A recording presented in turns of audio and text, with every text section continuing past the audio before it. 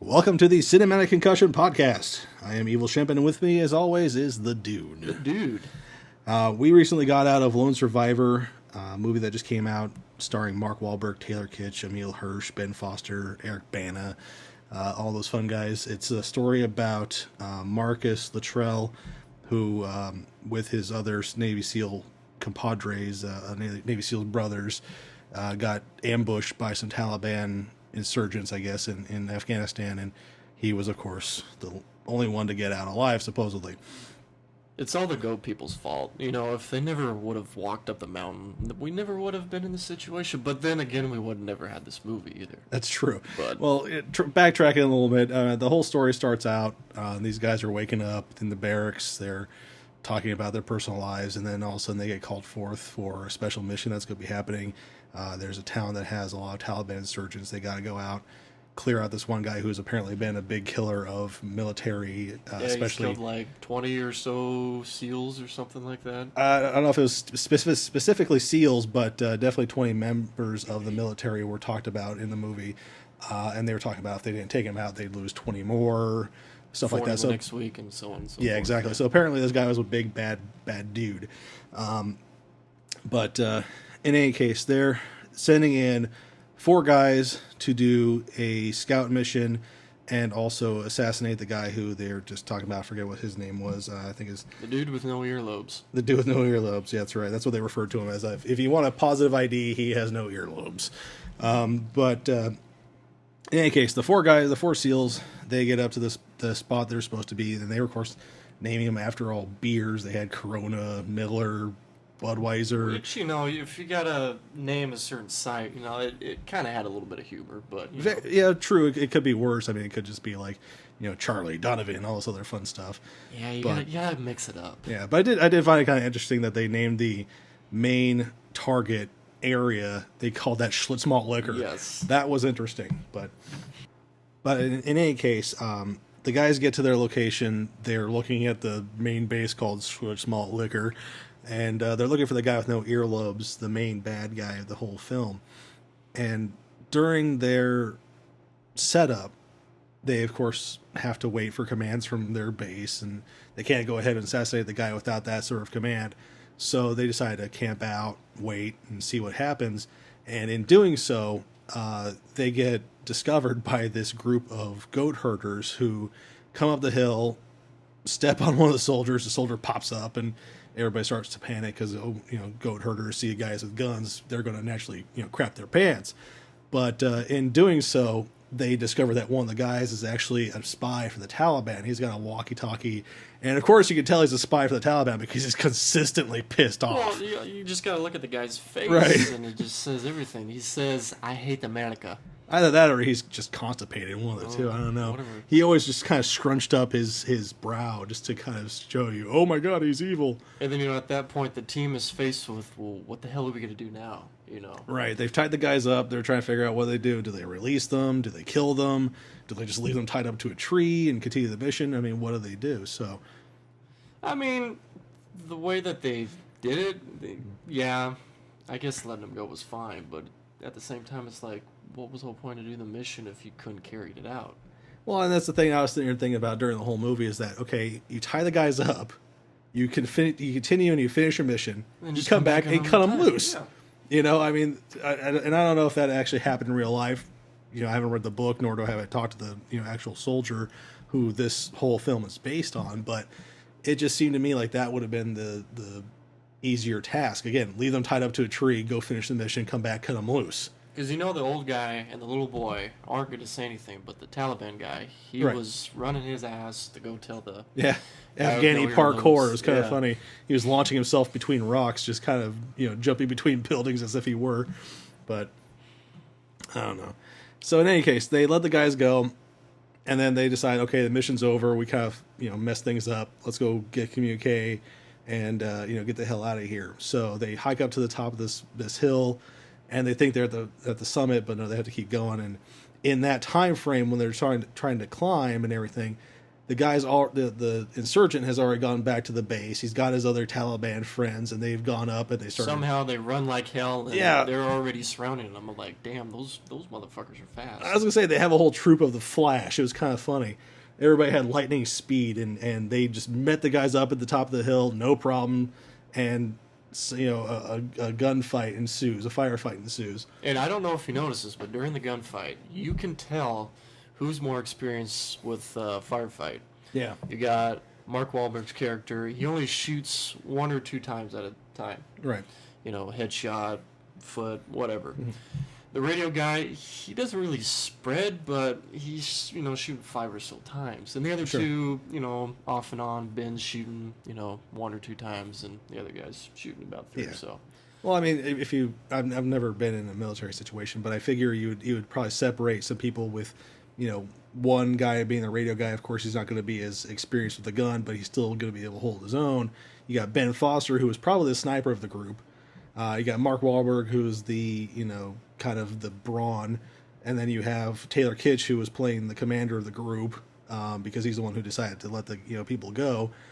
And he's also the brawn, so you got a different dynamic. Everybody's got their own purpose, that sort of thing. So yeah, even though some people aren't firing as often, they have a different purpose, like Ben Foster, who's always just taking pop shots and knocking them down. But I did notice that everybody's got their own different firefighting style. Yeah.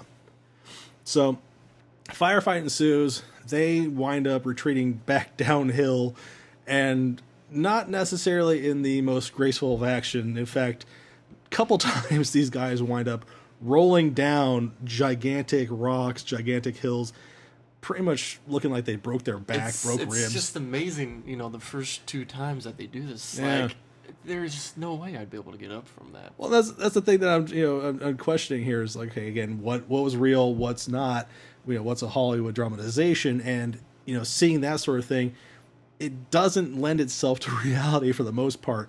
You'd figure at some point somebody's going to break their leg. Yeah. If not, the one guy did, I think, sprained his ankle or something because you see him walking. But that was a funny. sprained ankle. I mean, Yeah. that's like Arnold Schwarzenegger going through an entire troop of commandos and coming out with a few bruises. Yeah. That's why it seems like a Hollywood dramatization to me. But again, I don't know. But one thing that was a blatant Hollywood dramatization was before they did the first fall down the hill, all 4 of them lined up, did a jump, and at that point, I guess supposedly an RPG must have hit the ground because there's this huge explosion behind There them. had to be a couple of them or something. Yeah, I know. And in slow mo, here's these 4 guys jumping all at the same time down to the hill, and then they start rolling. And I don't know. It just seemed too funny to me. It seemed like they're trying to replicate Die Hard. But Yeah, I did notice there was a lot of close explosions near everybody, and some movies when they fire RPGs or if they throw a grenade, they make them really big. Yeah. This one, it kind of seemed like they're not as big, and yeah, the RPGs in this movie weren't over the top fireball explosions. They were muted, and I'm guessing, again, having no military experience underneath my belt, that would be more normal than again the big propane explosions that we're used to. Of course, I'm wondering how well rocks actually hold up to RPGs. I don't know, Because that seemed to be like invincible boulders as RPGs hit them. Behind a rock, and you're fine. Yeah. So, in any case, moving forward, after a few tumbles down the hill, Emile, Hirsch, all the 4 guys actually, I'll back up a little bit. All 4 guys start getting shot up. They're all injured. But Emile Hirsch in particular, I mean, he loses a few fingers. Oh, yeah. He's got a few holes punched into him through bullets. It looks like he's, pretty cut up pretty bad. And in fact, he starts to panic, pretty much giving away the position of his entire troop because he started to panic. He lost his shit. Yeah. And in the end, they decide to go down the hill again. But Emile Hirsch gets dropped and left behind through no fault of anybody else's own, except for the fact that he got shot as they were trying to go downhill. And of course, he winds up being one of the first casualties. See, now, during that scene, I don't know about you, but whenever all the Taliban people were coming up to him and pulling everything out of his pocket, I was like, dude, take out a grenade, just take him with you. Right. And I was waiting for that moment, but he never did it. But see, at that point, think about it this way: they had the guy with no earlobes, and they had his second command all sitting there around the guy as they're going through his stuff. If he took out a grenade, blew the guy up, okay, story's over. Yeah. You have to have your main antagonist there until, closer to the end, I guess. But, yeah, exactly. I mean, he could have kind of alleviated the situation if he was really feeling that bad, or if he knew he wasn't getting out of that situation, take himself out. But, that, again, dramatization there from our side here. So, but in any case, during that continuous firefight, of course, like I said, Emile Hirsch is the first one to go. And then Taylor Kitsch, I guess he's starting to feel that he's been shot up too many times. He's not going to make it. He's bleeding out too much. He decides to take on responsibility of trying to get communique out to his base, get some support, get the other guys out. So he decides to run up this big boulder and pull out a satellite phone. And of course, the entire time he's doing this, he's of course getting shot, trying to dial numbers, and then finally gets through, I guess, enough for the people to actually send out helicopters, and of course dies like a badass martyr like he was supposed to be doing. But yeah, Taylor Kitsch winds up getting killed next. So these guys, it takes a lot for them to stop. Right. They just keep pushing until they're dead. Right. So they don't have a breath left. Now, one thing we didn't talk about before, unfortunately, was actually the beginning footage. In the beginning of the film, they actually show real-life footage of Navy SEALs going through training. And, I mean, these guys are some of the most hardcore badasses on Earth. So the fact that these guys didn't give up without, a fight is believable, because these guys do go through so much just to be able to get to that level. Yeah, I mean, having to lock arms with everybody and lay down on the beach with the waves, Yeah. that shit's got to be cold, man. Well, not just cold, but I mean, think about it this way: all the seawater going up your nostrils, sand, all the other fun stuff. Sand in places you don't want. Well, that's temporary, discomfort. But yeah, no, these Navy SEALs in particular, those guys get pretty, tough as nails. Oh yeah. So you can totally tell throughout the movie that they got, not just scars, Yeah. they got blood, everything, you Yeah. know. These guys get disfigured and they just ask for seconds. Yes. So, in any case, so Taylor Kitsch, Emile Hirsch, they're out of the picture. So far now, it's Mark Wahlberg and Ben Foster who are left over. And during a little bit of downtime, they're talking, trying to figure out what to do next, and they get separated by an RPG fire. Ben goes off to the left, Mark goes off to the right, and we see how these two interact with what's going on. Mark seems to be, kind of getting the least of the troubles, whereas Ben Foster gets surrounded by insurgents. Yeah, he's getting screwed on this part. He is, but Ben Foster, for his credit, though, during this whole film, he was the stereotypical, quintessential badass. Yes. He was the guy that, I don't care who the hell we got to shoot, we're going to do it this way. Right, exactly. He's gonna kill somebody. So. Which, with the whole, rules of engagement, there's some parts it's kind of like, fuck you, I ain't waiting until I get shot up, Sure, and those rules are in place. Obviously, we want to be different than our enemies. We want to be the humanitarians while at the same time being the soldiers of the world. So we have rules of engagement. We have the fact that we have to let unarmed enemies go because they're not really much of a threat. Well, I could see that, but I mean, you got a line of enemies surrounding you, and they're pointing their gun at you. Are you really gonna wait till one of them opens fires? Because that one shot might be right to your temple. Well, that's the thing. That's the difference between us and them, and the difference between life and death is you've got to gauge what's going to happen at what particular time, and it's not always easy. So, but anyways, Ben's character, to me, that's what he felt like. He didn't really care that much about the rules of engagement. He just wanted to get the damn job done. Right. He was very black and white in his approach. There was no gray area. Which, speaking of which, in Ben Foster's character, he winds up getting shot after a few tries while sitting against a tree from one of the insurgents. He gets shot in the head and gets taken out. So, we've lost these characters. We got Mark Wahlberg. He's still trying to survive. He winds up falling into this, I guess, little puddle. Falling again. This is like number 4 or something. Yeah. Something about this movie, and I guess it's just because the hills of Afghanistan that they were trying to portray, was that 90% of this movie was people falling. Yes, and it really, really hurt. It Yeah, just and snapping and it was hard to watch. yeah. And maybe it was partly Peter Berg's decision to have them fall so much, because I've noticed in a couple other movies that he's done, especially with like The Rundown with The Rock and Sean William Scott, he likes to have his characters fall and hit things. It seems to be a theme with him. So yeah, these guys fell. A lot. Anyway, so Mark Wahlberg, he gets down to the bottom of the hill. He sees a ravine or a puddle or whatever, and decides to go swimming. Yeah, his expression when he sees that, it's pretty funny. Well, after all the shit that he went through, it was kind of a relief, obviously, to see something of normal to him, water. It would have to feel good and bad at the same time. Because, if you get shot so many times, you get fluids that come into contact, And at the same time, the water didn't exactly look like it was flowing. It was fairly stagnant. So you got, wonder how much infection was going to go on if that was the case. That's the least of his worries. I know. So in his little adventure, splashing around in the water, he comes across a family of Afghanis who decide to help him out, even though he was very trepidatious about doing so because he'd just been shot at by a bunch of Afghanis, Taliban. You got all these people running around with guns trying to kill you. You gotta be careful. Well, you're going to be suspicious of anybody who offers you a hand. So the entire time he's defending himself with what he has left. His rifle's off on the shore while he's in the water. So he pulls out a grenade and he's like, "I'm going to fuck you up," But anyway, so eventually he goes with them. They hide him out in their village. He's still very cautious about why they're doing it. Obviously, again, he was just shot at. So he come to find out, the bad guys come to the village looking for him, and he finds that the people of the village don't like the Taliban. Yep. At one point, the guy's like, "Fuck Taliban."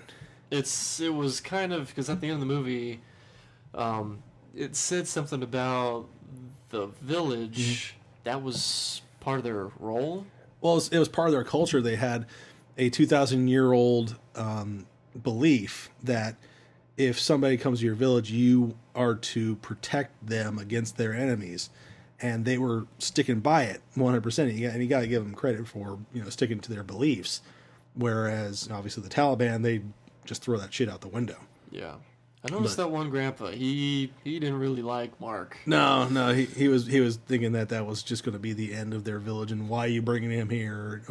That's how it seemed, because they didn't translate anything that he was saying. Yeah. Just his attitude towards Mark Wahlberg being there was fear, anger, wondering why his, I guess, either son or neighbor, whomever, why would he protect them and bring the Taliban down on their heads? So the funniest moment when he's in the village hiding out, he's sitting there with his kid, and he asks the little boy for a knife. Right. So the kid goes wherever and comes back with a chicken? It was a duck. Duck? It was a duck. He comes back with a duck, and he's like, no, knife. That's a fucking duck. That's not a knife, it's a fucking duck. So he was feeling defeated and shocked at the same time. And it was even funnier that shortly after the kid did that, the father comes in. Mark asks him for a knife. Oh, okay, knife. He goes off, grabs the knife, and then he just proceeds to try and cut the duck's head off. And Mark's like, no. I just need this to take out a couple of shrapnel. It's okay, guys. Yeah, he had to do a live sacrificial thing right in front of him. Right. He had like 3 or 4 big chunks of shrapnel on one of his knees, and it was hard for him to walk. But it was just kind of funny seeing that little interaction and the kind of dark comedy being presented. Now, I did notice the first time the guy with no earlobe came by the village, they took Mark out where they were chopping everybody else's head off. Yeah. And when the villagers came back with guns, there's, 4 of them? The villagers or the Taliban? Taliban. The Taliban, there seemed to be only 4 people that came through the village. 3 of them had a gun, and the guy with no earlobe just had a machete. Right. And, you got, I don't know, maybe 15, 20 of the villagers surrounding him, and he's making death threats, and he's got a goddamn machete. Right. He's kind of gutsy. Bring the knife to a gunfight sort of thing, right? So in any case, to finish out the rest of the movie, the villagers scoured the Taliban off. Taliban come back and they wage war against the village, and a few people die, and eventually the military comes back, grabs Mark Wahlberg, takes him away, and patches him up. And at the end of it, the really cool thing during the credits is you actually see photos and video of the actual people. Yeah. And that again is kind of hard to watch, but it's really nice because of the fact that that this really some of the stuff really happened. Some of the stuff obviously was a dramatization, but it just drives things home. It was kind of cool if you noticed. I think it was one of the last videos that they showed. Mm-hmm. It was, I think she was Chinese. The same girl that was in the video was the same picture Ben Foster was looking at when he was chatting with his girl. That was I mean, they tied it together. They actually used a real photograph of Ben Foster's character, his actual wife, was used in the movie. A picture of her, after their wedding, and that was pretty powerful. So, since we kind of summarized the movie, we can let's talk about the chemistry between the four brothers. Let's talk about that. It seemed to me, whenever they had downtime, they were always talking about family. Whether it was what color they wanted to paint the house, what kind of wedding present, or whatever. Yeah. It seemed like they got along. It wasn't forced or anything. Yeah, the chemistry between Mark and Taylor and Emile and Ben, and it felt natural. Like where you watch a lot of other military movies and they try to portray these guys as bands of brothers. These guys actually look like they belonged together. They acted like they belonged together. They were friends. They were part of the same squad. It felt natural. Yeah, they're more laid back. Some of the other war movies, they're more focused on the job, which, I mean, that's fine. You should be, but every now and then you need to kind of take a step back. Present levity. Yeah. And just, hey, how's your family, keep shit tight and so on. But yeah, along those lines, the performances by the four pivotal main characters were actually really good. Ben Foster, has done amazing work in the past, and he continues to do so in this movie. Taylor Kitsch and Emile Hirsch, these two guys who've had kind of hit and miss careers. Taylor especially with like Battleship, John Carter, and of course Savages. He actually did a pretty decent job. It wasn't the Tom and Chong or what the fuck those guys' names were in Savages. It wasn't that performance. And though, of course, he has wargasms, came into my mind during the movie, it quickly went away as I heard, or as I saw the guy, progress as a character. And of course, Mark Wahlberg, he's had a strong career with drama movies, and this one, again, fairly on par for him. But what do you think? So, I liked it personally. It would kind of have to be one of my top 2 or 3 war movies. Probably the number one I liked the most was Act of Valor. I know a lot of people didn't like that movie. Yeah, they weren't real actors, but that's what made it interesting. Yeah. They were the actual people. The actual Navy SEALs, yeah. So it was, something different than somebody trying to force acting as a soldier or whoever they were trying to portray. Well, I mean, Act of Valor was good just because of that fact. They weren't, trying to play characters. They were who they were. The thing that I didn't like as much about Act of Valor was the fact that they took these guys and put them in a fictional situation. And yeah, you take these guys out of their natural element, you put them in this fictional situation. It doesn't play out as well as it should. Mm-hmm. There was a lot of fault with Act of Valor, but I mean, it's still a really good movie. Yeah, it's a good movie. So I would say personally, if you like war movies, you probably should go see this one. And it's not just if people like war movies. I mean, obviously, it's about battles action, and it's about a war. Yeah. But the other thing that people would probably take away from this is that it is a really good story. It's a true story. The characters are really good. The cinematography is fantastic, and it's something different that Peter Berg hasn't done before. He's done like Very Bad Things, which is a dark comedy, pretty cool. He did obviously, like I said, The Rundown with The Rock and Sean William Scott. That was pretty, it was okay. But this one is something different, and I think it kind of makes Peter Berg come into his own, or at least he has come into his own. So people can take away from it, okay, go see a war movie. but it's an overall just really well put together. So is it worth the money? Yes, I would say go see it if you have the time, if you really want to see that sort of movie. It's definitely not for kids. It's a rated R for purposes. Obviously, there's lots of violence, Blood. but lots of blood, Fuck you words. cussing. Yeah, definitely. No nudity, nothing like that. But definitely if you want to keep your kids away from that sort of thing, leave them at home. But most good stories, it needs violence and Yeah, cussing. a couple boobs now and then is always good too. But this one missed it, so points down for that. No, I'm just kidding. Yeah, I definitely recommend it. You say the same thing? Yeah, it was good. I liked it. Yeah, it was good. So check it out. Lone Survivor. It's going to be in the theaters for a little while longer, I think, before it moves off for the next round of movies. But yeah, check it out. From Evil Shep at Cinematic Concussion, I am here with The Dude. The Dude. We thank you for listening, and catch you next time.